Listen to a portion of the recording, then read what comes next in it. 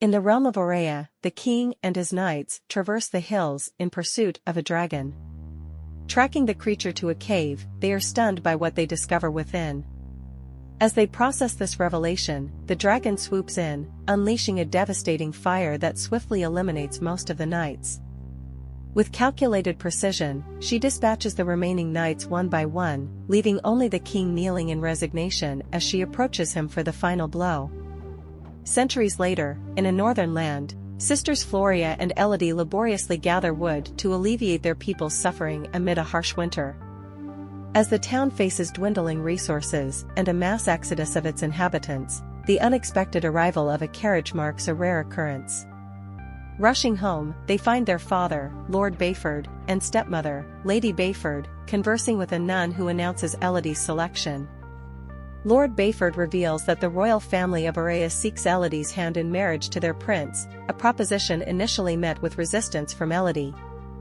However, the promise of financial stability for their town sways her decision. Embarking on a journey to Aurea, the family encounters eerie encounters at sea, including encounters with mysterious figures and imposing dragon statues hidden within thick mist. Upon arrival, they are captivated by the opulence of the land and the grandeur of the castle.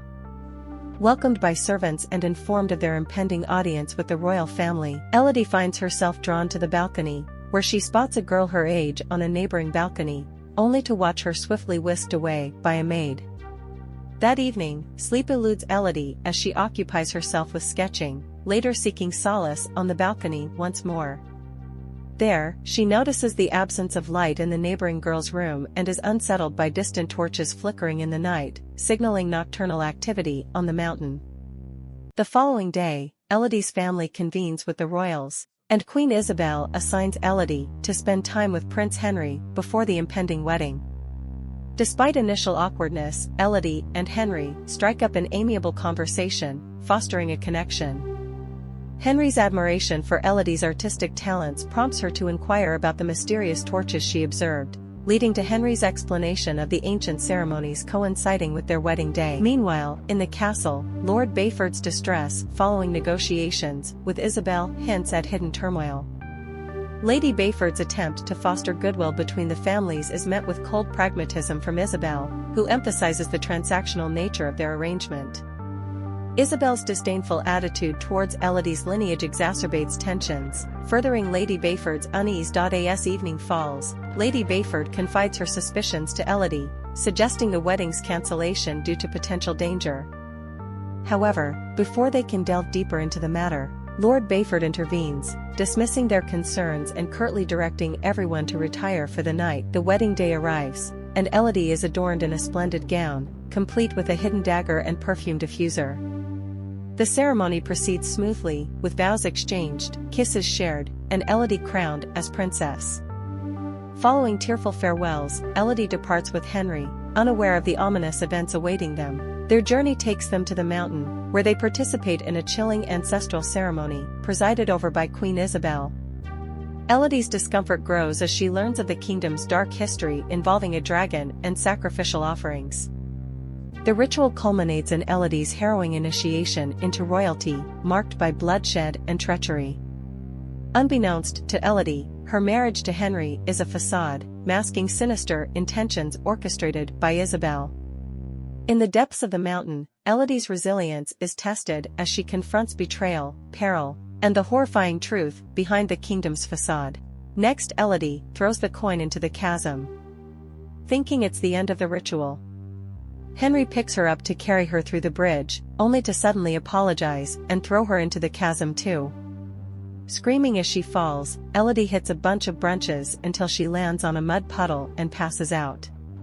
She wakes up moments later with various bruises on her body, but she still stands up and starts yelling for help. There's nobody left on the bridge, however her voice does wake up the dragon hidden deep in the cave. Then Elodie cries as her desperation turns into fury and she tears the fancy jewelry off before trying to climb out. Unfortunately, she falls again and gets another injury. At that moment she sees other jewelry that doesn't belong to her and realizes the royals have been sacrificing girls to the dragon for years. Suddenly she hears a noise and turns around to notice a light inside a cave. so she goes inside to find a bird on fire. Elodie immediately uses some dirt to put the fire out, but it's too late, the bird is already dead. Suddenly a roar echoes in the cave and hundreds of birds on fire come out, flying above Elodie for a few minutes before they drop dead around her. With the little bodies serving as lights, Elodie tries to look for an exit only to freeze when she sees the dragon coming. Elodie runs to hide behind a stalagmite as the dragon starts talking, saying that every generation of royalty must pay and that she can smell it in Elodie's blood. Looking at her scar, Elodie realizes the ceremony is done to trick the dragon. The dragon tells Elodie to run and she does so as she screams, managing to enter a tunnel as the dragon breathes fire behind her. The flames enter the tunnel too, but Elodie manages to find a safe spot just in time. There's a burnt body there, and she realizes it's the girl she saw on the balcony. When she hears the dragon coming after her again, Elodie tries to escape through a small hole, only for her dress to get stuck in it. The flames are getting closer, so after lots of struggle Elodie manages to remove the crinoline and run away, hiding in a smaller cavern. Unfortunately, some fire still reaches her leg and burns it, causing her to scream in pain. The dragon hears her but can't reach her because there's not enough room for her giant body. Once the dragon is gone, Elodie remembers the blunt dagger and hones it against a rock to then cut off part of her dress. The pain in her leg is unbearable, but she pushes through and bandages the wound with the torn fabric. Next, she opens the diffuser and catches a bit of fire in it to use it as a lantern. Now she can explore the cavern and eventually finds a very narrow passage. She begins crawling through it and her dress gets stuck in it again, so she pulls until she's freed and slides down in the process. Elodie tries her hardest to hold on, but her hands are wounded and tired, so she falls again and the fire in the diffuser goes out. Refusing to give out, Elodie stands up and holds onto the wall to walk, determined to reach a light she sees in the distance.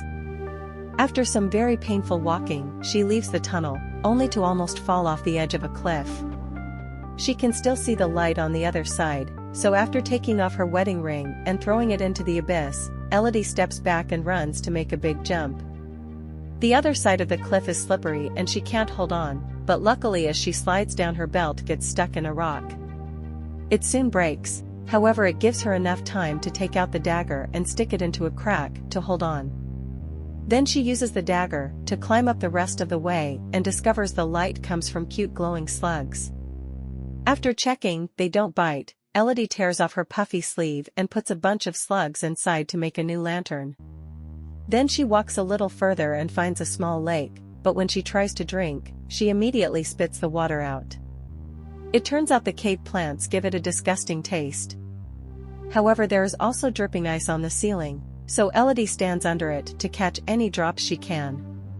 Suddenly the ice starts melting faster and the light coming through it looks a bit red, so Elodie opens her eyes to discover the dragon breaking through the ice with her fire.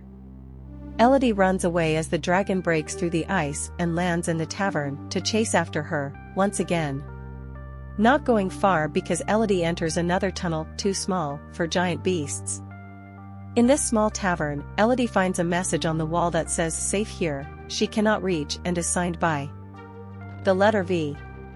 As she looks around, Elodie finds the dresses of many girls and on another wall, their names added through the years, including the V that belonged to a girl named Victoria.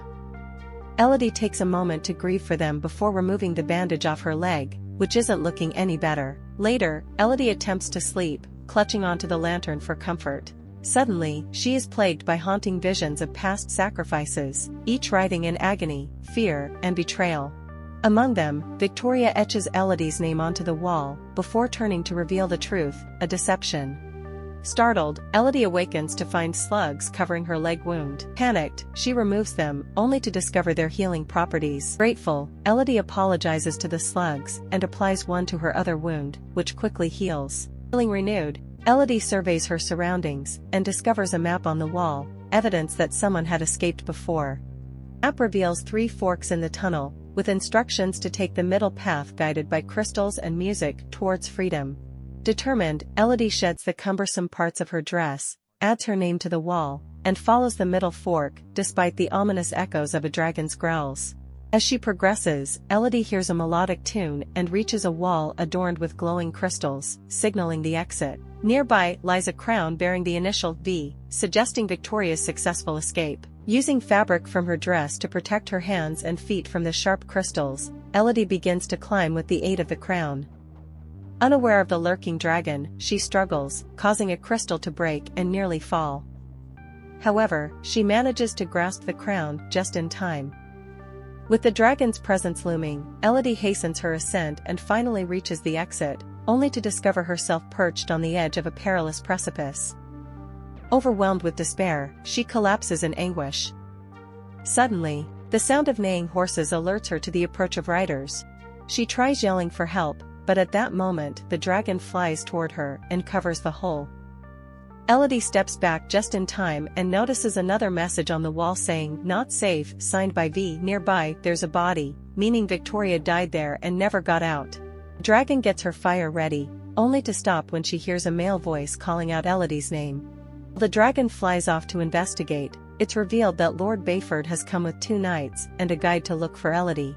They descend into the cave with some rope and start searching the area, so Elodie uses the sound of their voices to find her way back. When she takes a new tunnel, she's shocked to find a nest with 3 dead baby dragons and remembers Victoria's words, which makes her realize Isabel had been lying. The dragon hadn't been the last of her kind and she hadn't struck first. A flashback reveals that the king had entered the tavern precisely to kill all the babies, so the dragon's attack had been an act of revenge. She killed all the knights as seen in the beginning, but when it was the king's turn, the dragon told him death would be too easy and he should suffer the same way she did. Since then, the royal family has been feeding the dragon 3 women with their blood mixed to make them pass as royal daughters. Afterward, Elodie finds her father and his men, but she doesn't show herself yet for safety. The dragon shows up and grabs a knight, taking him for a flight before dropping him from a great height. The knight bounces on the rocks and crashes to the ground, instantly dying. As the guide flees for cover, the dragon seizes the second knight, crushing him beneath her paw before turning her attention to Bayford. He reveals his mission to rescue his daughter and attempts to attack with his sword, but the dragon swiftly disarms him with her tail and drops him. Meanwhile, Elodie lurks nearby, awaiting the opportune moment. During the confrontation, Bayford pleads for his daughter's safety, expressing remorse for his actions. He sacrifices himself by calling out to Elodie, diverting the dragon's attention and leading to his demise. Overcome with grief, Elodie inadvertently makes a noise, alerting the dragon to her presence. However, a distraction caused by another noise allows Elodie to bid farewell to her father before he passes away. Using the rope left by her father, Elodie begins her ascent out of the tavern. While the dragon dispatches the guide, Elodie climbs swiftly to evade the flames engulfing the entrance. She mounts her father's horse briefly, but soon dismounts, seeking refuge among the rocks. The dragon, deceived by the fleeing horse, pursues it relentlessly, leaving Elodie concealed. Then the dragon breathes fire on the clouds, causing a horrible storm as a sign the deal has been broken. In the castle, Isabel notices this and immediately sends her knights to kidnap Floria. Lady Bayford tries to stop them, only to get stabbed in the process. Moments later, when the fire is over, Elodie comes out of hiding and bumps into Lady Bayford, who came all the way here on a horse while still bleeding. When Elodie hears what happened, she promises to save her sister and takes the horse back to the mountain. Meanwhile, Floria is taken to the bridge. However, Henry refuses to do the ritual with the child. Isabel ignores him and uses her own blood instead, cutting Floria's hand to do the mixing, before throwing her into the chasm. By the time Elodie arrives at the bridge, everyone is gone and an unconscious Floria has been caught by the dragon, who doesn't kill her yet because she wants to bait Elodie into coming for her sister. A desperate Elodie descends back into the tavern with the rope and uses her previous experience to follow the same path much faster. After double-checking the map to find the dragon's lair, Elodie arms herself with her father's sword and prepares a trap for the dragon. This trap consists of some armor and rope, which is burning under a small flame. Elodie walks away, and when the rope finishes burning, the armor falls, causing the dragon to fly out of her lair to look for the source of the noise. This allows Elodie to sneak into the lair and wake up Floria, who walks slowly because she's got a wounded leg. At that moment, the dragon discovers the trap and comes back to the lair, so Floria hides, while Elodie waits with her sword out. She tries to explain that they've all been tricked by the queen, but the dragon doesn't believe her and tries to breathe fire. Elodie stabs her mouth with the sword to redirect the attack, but still falls off the edge of the lair, receiving some burns on her arms and shoulder in the process. While the dragon removes the sword, Elodie lands in a lake and swims out just in time for Floria to throw another sword at her. Suddenly the dragon jumps on her and holds her while stabbing her with her claw. Before she can kill her, Elodie takes out the dagger and stabs the dragon in the eye, causing her to throw Elodie away. Next, Elodie grabs the sword again and runs toward the dragon, who has trouble seeing with one eye. She manages to stab the beast in the chest, however it doesn't cause much damage and the dragon grabs her again. Elodie then stabs the dragon's paw, making her drop her again. As the dragon comes closer, Elodie notices the dust bouncing against a curved stalagmite, giving her an idea. Elodie stands in front of the stalagmite and tells the dragon to burn her down, so the dragon breathes her fire. However, Elodie moves at the last second and the fire bounces on the stalagmite, causing it to land on the dragon and finally bring her down. Afterward, Elodie shows the dragon the scar on her hand to prove that the beast has been killing innocent girls, not royals. The dragon asks Elodie to end her life, but she chooses to put down her weapon and reject perpetuating violence. Instead, she uses healing slugs to aid the dragon's recovery. Meanwhile, back at the castle, plans are in motion for yet another deceptive wedding to ensnare the next girl in the lineage. Elodie interrupts the ceremony, warning the bride and her family to flee, but only the servants heed her advice before the dragon unleashes its fiery wrath, leading to the demise of Isabel and the royal lineage. In the aftermath, amidst the crumbling castle, Henry accepts his fate as Elodie emerges unscathed, her determination unwavering. Elodie, Floria, and Lady Bayford, now healed, prepare to sail away with provisions for their people. They pledge to govern their land together, with Elodie embracing Bayford as a maternal figure. As they set sail, the dragon flies nearby, sharing a silent nod of respect with Elodie.